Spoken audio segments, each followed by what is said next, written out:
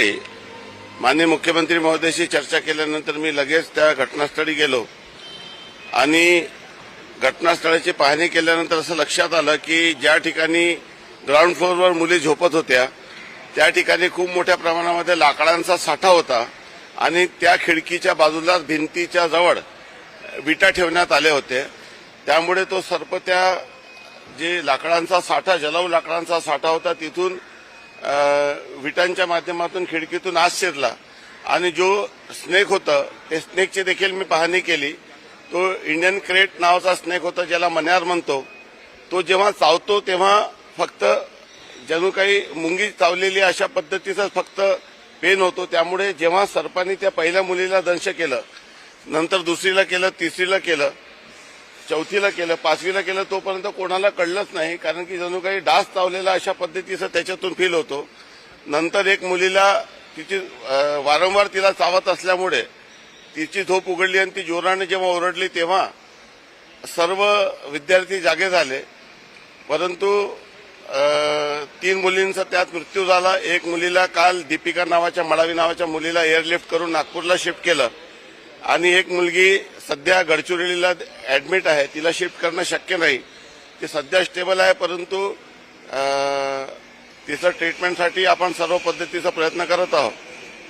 काल पीडित कुटुंबाच्या लोकांशी देखील मी भेट घेतली आणि माझ्यासोबत जिल्हाधिकारी आणि एटीसी आणि सर्व तिथले स्थानिक लोकप्रतिनिधी यांना घेऊन जेव्हा मी त्या आश्रमशाळेची पाहणी केली तेव्हा ही बाब लक्षात आली की अनेक ठिकाणी जे नियमानुसार ज्या गोष्टी द्यायला पाहिजे ते दिले जात नाही, योग्य जेवण दिलं जात नाही, झोपण्याची योग्य व्यवस्था नाही।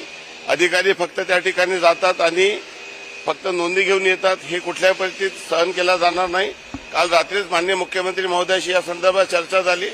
लवकरच या संदर्भात 14 तारखेला मी बैठक ठेवलेली आहे आणि या संदर्भामध्ये मंत्री आदिवासी विकास यांच्याशी चर्चा करून अतिशय सक्तीने कारवाई करण्यात येईल आणि ज्या ज्या उपाययोजना केल्या नाही त्यावर योग्य कारवाई करण्याच्या सूचना दिलेल्या आहेत। टाइम बाउंड मॅनरमध्ये जर हे सर्व केलं गेलं नाही तर कठोर कारवाई करण्यात येईल आणि या प्रकरणी देखील पोलिसांना उचित कारवाई करण्याच्या सूचना दिल्या आहेत। 27-28 वर्ष झाले ती आश्रमशाळा आहे, कोट्यावधीचा निधी तुम्ही त्या आश्रमशाळेला देता, मुलींना झोपण्यासाठी बेड नाही, सतरंजीवर झोपल्या होत्या सगळ्या मुली। इतके गंभीर, तुम्ही पालकमंत्री आहात तिथले, गंभीर आहे। मी सांगतो ती आश्रमशाळा काँग्रेसचे माजी आमदार, माजी खासदार आणि माजी मंत्री कुवाचे साहेबांची होती। हीच व्यवस्था सुरू आहे की वर्षानं हे फक्त संस्थेच्या लोकांना पोचण्यासाठी जणू काही हा आश्रमशाळा आहे आणि वर्षानुवर्षापासून फक्त अनुदान लाटायचं आणि त्या मुलांना तसंच ठेवायचं हे आता टॉलरेट केलं जाणार नाही। सर्व आश्रमशाळांची आज एटीसीला सांगून व्हिडिओ कॉन्फरन्सिंग घ्यायला सांगितली आहे। आज नवीन ऍडवायझरी त्यांना सांगितलेली आहे आणि आज खरं म्हणजे हे जे शासनाने, राज्य शासनाने अतिशय महत्वाचे निर्णय घेत आहे, हे सर्व भरतीमधले घोटाळे आपण बंद करत आहोत। पवित्र पोर्टल मार्फत खाजगी आश्रमशाळेची देखील भरती आपण पवित्र पोर्टलमधून करत आहोत। 80 किलोमीटरच्या त्याच्यात क्रायटेरिया लावलेला आहे। त्याशिवाय नवीन पूर्णपणे या संदर्भामध्ये एक ऍडवायझरी आणि कार्यपद्धती आता आम्ही तयार करत आहोत। 14ला ते आम्ही जाहीर करू आणि ज्या त्याची सक्तीने अंमलबजावणी होईल याच्यासाठी जबाबदारी निश्चित करू। त्या संस्था चालकावर कारवाई होईल का? इतका निधी मिळून त्यांनी बेडची व्यवस्था केलेली नाही आणि महाराष्ट्रातल्या इतरही आश्रमशाळांमध्ये व्यवस्था असेल तर ती तात्काळ बदलली जाईल का? खाली झोपतात मुली। विशेषतः जे मंत्र्यांच्या किंवा मोठ्या माजी नेत्यांच्या आमदारांच्या आश्रमशाळा आहेत त्याच्यावरती काय? कोणाच्याही आश्रमशाळा असो, कुठल्याही पक्षाच्या वॅन्सीची असो, मी त्या सर्व विद्यार्थ्यांशी चर्चा केली। त्यांनी अनेक वेदना आणि व्यथा मला सांगितल्या, त्या सर्व मनाला फार वेदना देणाऱ्या होत्या।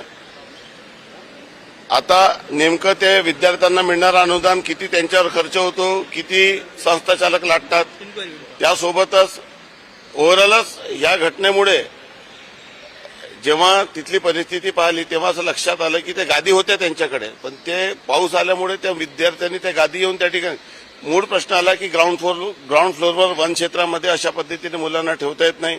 खिडक्यामध्ये कुठलीही जाडी लावण्यात आलेली नाही, उलट खिडकीच्या बाजूला लाकूड संचय करण्यात आला। खूप मोठ्या किमान 4-5 ट्रक लाकूड त्या ठिकाणी होतं।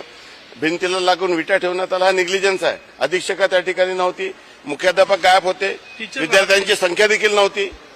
हे सर्व अशाच पद्धतीचा जो गलथान कारभार आहे याला कुठल्याही परिस्थितीत नियंत्रणात आणला जाईल. अतिशय सक्तीने गांभीर्याने घेऊन या सर्व गोष्टी दुरुस्त करण्यात येतील. संस्था चालकावर कारवाई होणार का? तो कुठल्याही संस्था पक्षाचा असो. चालकावरही कारवाई होईल आणि जे संबंधित मुख्याध्यापक आणि अधीक्षक जे गैरहजर होते त्यांच्यावरही कारवाई होईल. गुन्हा दाखल करण्याच्या सूचना दिलेल्या आहेत. शिक्षकांना मुख्यालयी राहणं अनिवार्य आहे किंवा त्या आश्रमशाळेत राहणं अनिवार्य आहे. 90% शिक्षक बाहेर होते त्या दिवशी, होतेच नाही.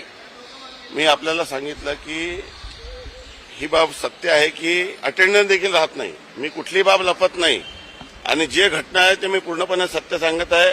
हे कुठल्याही परिस्थितीत या कल्याणकारी राज्यामध्ये अशा पद्धतीच्या संस्था चालकाचे लाड पुरवण्यासाठी सरकार काम करत नाही, तर सरकार गरीब विद्यार्थ्यांसाठी काम करते आणि गरीब विद्यार्थ्यांना योग्य शिक्षण आणि न्याय मिळेल या संदर्भामध्ये मंत्री आदिवासी विकास यांच्याशी आजच मी चर्चा करणार आहे. लवकरच बैठक घेऊन आपल्याला त्या संदर्भात कळवण्यात येईल. संस्था चालकावर फौजदारी कारवाई होईल का? निग्लिजन्स आहे. संस्था चालकावर फौजदारी कारवाई करण्याच्या सूचना ऑलरेडी दिलेल्या आहे आणि त्यानुसार कारवाई करण्यात येईल. मुख्यमंत्री सुंदर शाळेचा निकाल नाही, गोडाऊन सारखा वापर नव्हता.